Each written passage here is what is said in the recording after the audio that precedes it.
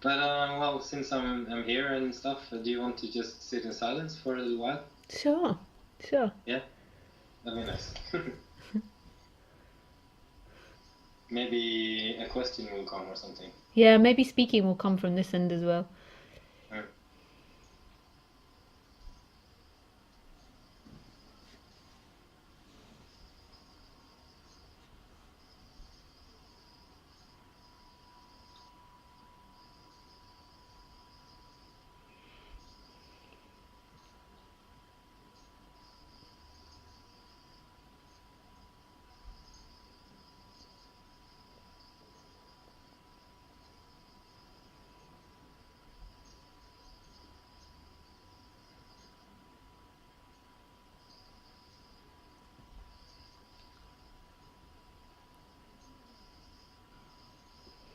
Okay, speaking's coming. To find intimacy, you never ever find it in time. You can't find intimacy in a behavior, in an action, in a way of being, in being open, in being loving, in being kind, in being helpful. There is never intimacy in any of that. True intimacy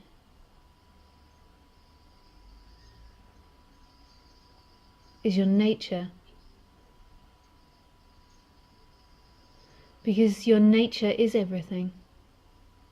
Your nature doesn't end at your body, your nature doesn't end at your eyes or your ears. Your nature is touching everything, is everything. Your nature is so close to the sound of my voice.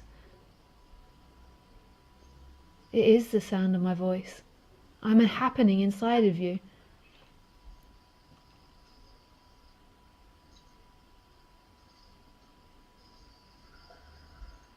This is love. This is true love.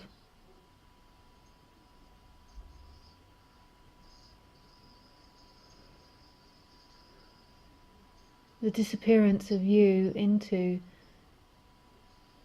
it. The dissolving of a barrier between yourself and other.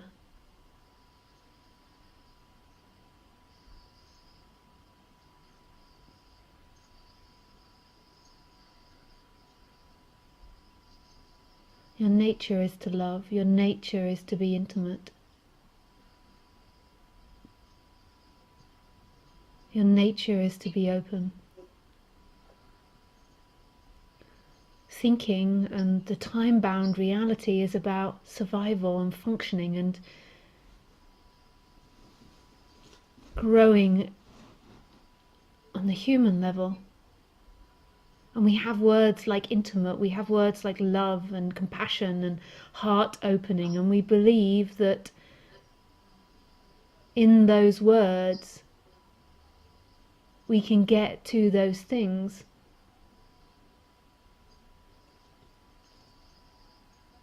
In our actions we can get to those things, but we can never get to anything in the future. We can never get to a word appears and disappears. The only thing we ever have is what we are, which is this. And this is the love affair. This is all anybody, the separate self, wants, is this. It does everything to try to find this.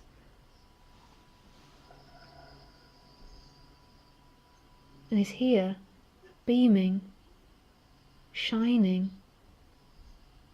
It's everywhere you look, everything you do, everything you touch. This is intimacy.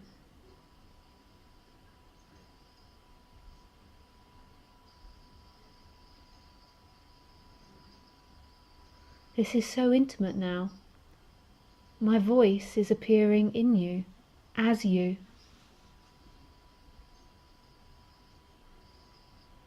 We're inside each other all the time.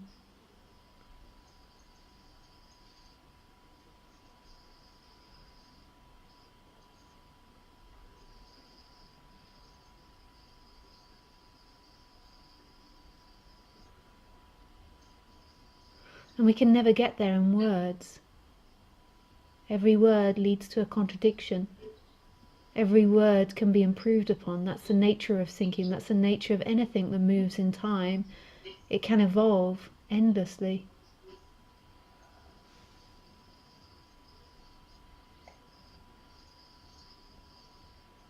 But it always happens in this endless space that is your true nature. You've never been lost in a world. You are that whole entire world.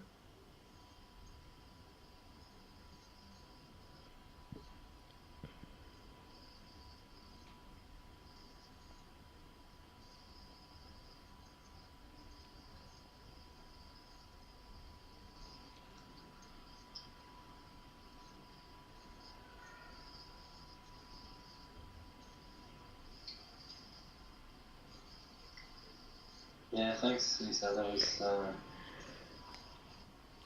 it. Kind of it hit me in the heart.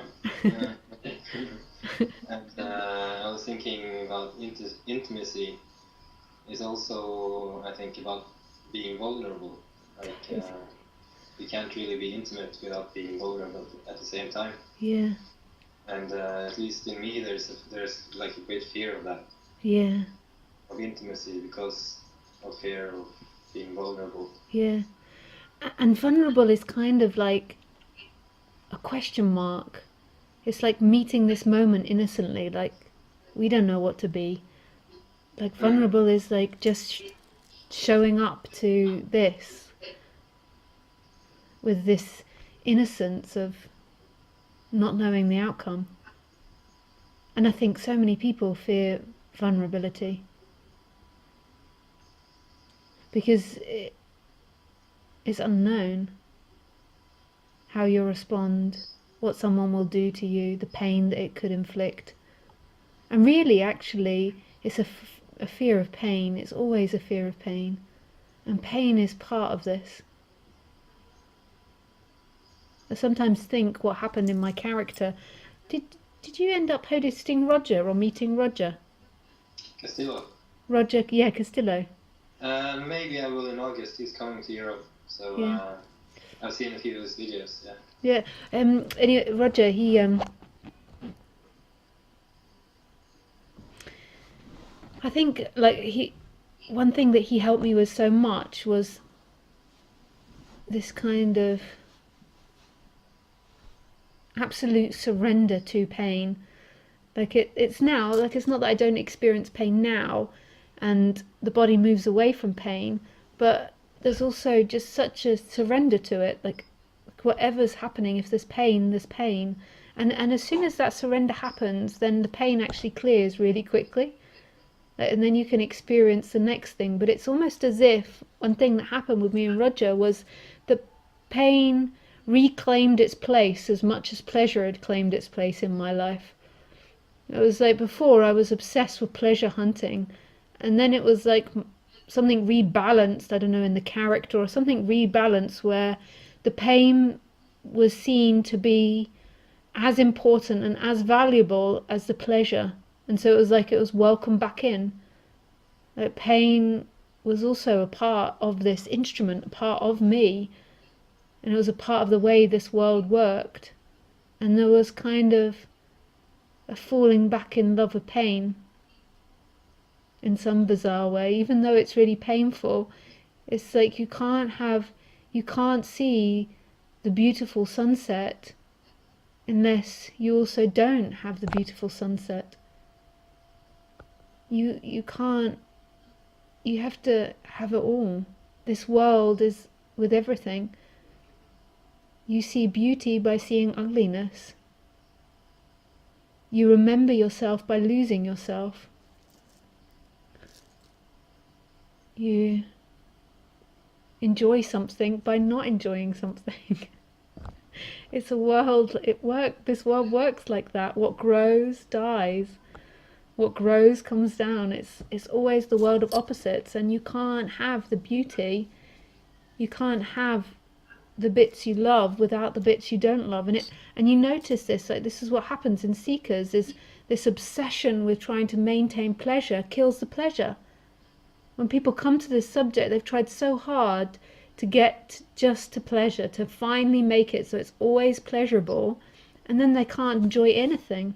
They don't enjoy anything. It doesn't work, this hunting and keeping pleasure. And what waking up is a falling back to who you truly are, and then pain and pleasure are seen for what they are. Of course the body moves towards pleasure. That's the way it knows how to orientate through this world. But pain is also an important part. Otherwise all of us would be walking into the fire.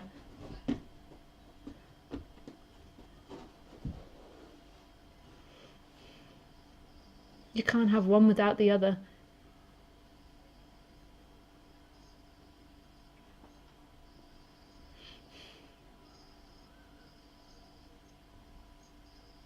They say the best writers, so what I studied at university was theatre writing, which I'm sure I've told you many times. They say the best writers are the writers that can write bittersweet. It's the hardest form of writing, but the best writers, and we all love those films that are bittersweet, because this is the way it works. It's both this world, just this world. We might suddenly wake up in a different world and then the rules are different, but in this world it's one and the other. Yeah, I think in my life, what has been done is kind of trying to protect myself from pain. Yeah. And shutting it out, and at the same time then shutting out the other side. Yeah, the pleasure. Yeah. You know? Yeah. So I'm kind of living more inside of a kind of a, well, it has been a painful place in a way, but you know, it's lonely, because what you do when you shut out the painful side, and it's kind of like shutting out the pleasure as well, because you have to have one with the other. So you kind of become lonely because you're living like a division. Yeah. And it won't exactly. always be there. There'll be times where you disappear into what you're doing, and then there'll be times when you remember yourself. So, but it is lonely. Everything comes with its compromise. So if you shut out the pain, then to an extent you're going to shut out the pleasure. Yeah. And they come together like night and day. Yeah, exactly. Yeah. So trying to shut out, you know, either one by staying inside, you know, you stop telling the difference because you're inside all the time. So you can't see what is what anymore. Yeah. So now, like, what has been very nice over the past few years is opening up to all the stuff that's been hidden, you know. Yeah. And well, it's been quite an interesting journey. But this is the other divine thing, because by that happening, so by the action of shutting yourself off, you now get to remember yourself, which is something the animals can't do. It's something the dogs can't do. They can't remember themselves. And so this is another divine gift of one with the other. By shutting yourself off, you then get to go home again. By leaving home, you then get to go home and see what home is. And we can't look out and see what home is, like step out of nothingness and look at it. But by dividing ourselves off in the world, we get a sense of, there's a part in the human world where we can sense that, where we can be conscious of our infinity. Which is, so it's like everything comes one with the other. And like this is the story of all humanity at the moment. It's this dividing off and then remembering itself again. Yeah, the funny thing is kind of this consciousness. It's the same in any case, in a way. So I don't really understand what is remembering itself and what is not, like what's going on there, you know. The remembering itself is in the world, is in the human world. Yeah. So that is happening in the dream. So the consciousness part is like when you have those awakenings, it's just everything moves out of the way and it's just seen. And it's not seen by anyone, but it's just seen. Then two things happen, is after that, then it's seen so much more regularly, like the clouds move of you. And then the brain also registers that. And then in the human world, you know your infinity, like the human body, the functioning robot then knows its infinity. But it's not that human object that wakes up. It's the nothingness in a way that wakes up to itself, even though it can't really. That's quite hard to talk about. But Yeah, that's it's, the weird thing. Yeah. that's the mind just goes. But in the human world, in the human dream, and in the genetics and the information of human, the human gets to know what it is again. So it therefore, through that comparison of being separate to being whole again, in some way, in the human dream, there is a knowing of that. So in the dream, it wakes up to itself in some odd way. The human wakes up. And it does seem like there is this evolution of humans where this is happening in humanity. Yeah, there seems to be a lot of it these days. Yeah. A lot of people waking up, Yeah. which is great. Yeah. Yeah. But about what you were saying earlier, also like when I first heard Eckhart Tolle about 7 years ago now, I finally thought I found the final escape, from the pain. Because I think it's easy to misunderstand Eckhart that way, Yeah. So for years I was hoping that this would finally lead me to a place where there was no pain. Yeah. And as time went by, I kind of realized it was the complete opposite way around. So it's leading me back into the pain. Yeah, totally. And in a way, I think that the mind has to kind of misunderstand that in the beginning, because if you work that out mentally, maybe you'd have never got into this subject. You'd be like, hang on, I have to embrace the pain. I don't think I would know. Because I think I was the same as well. I just had such a strong hearing of, like, when the Buddhists, so mine was Buddhism, when they ever talked about this moment, I knew what they were talking about, and I'm sure you had that in Eckhart Tolle. And then with the whole pain thing, I misunderstood it in the opposite way. After I got into Buddhism, I kind of got into that like Christian mentality of anything that's pleasurable I've got to push away. I've got to embrace the pain too much. Like, it was because in Buddhism they can kind of have this religious and like it's a distraction thing. So it was like I remember going through a period of pushing away the pleasure because I thought it was my ego. And I understand what you mean. Do you think it's because I think I do the same sometimes out of like feeling of unworthiness in a way. Yeah, totally. And I think that's most probably what I was actually, because we're all just responding to our particular programming. So when I got into Buddhism, it was almost like, in order to get home, pain, or like I have to sacrifice and be in pain. It's like a mentality of Christianity that we're not good enough and that we have to kind of suffer in order to be loved by God. So it was like, as soon as I heard that in Buddhism, I was like, yep, I'll sign up for that. And I remember like going through a period of believing that I couldn't listen to music, and I loved music. I've always loved music, and I felt like I couldn't listen to music or do these things or watch films because I enjoyed them too much. And it was ego. But actually what was happening to me when I was listening to music and watching those films was I was disappearing. It was the opposite to what I imagined it was. Like I was falling in love with the film or the music, and so I was disappearing in that. It's funny the way the mind works. We're all just conditioned instruments following our conditioning, and then we have these break opens where we're like, where we hear this nothingness, and then the conditioning comes back. And we're like Yeah, it's very much like that. It's weird kind of when you think about it. It's so beautiful. Sometimes though only beautiful from the bird's eye perspective. Sometimes when you're actually in it, it's like ah. Yeah, I think it is only beautiful from the bird's eye. From the inside, it's just a lot of stress. Yeah. Basically.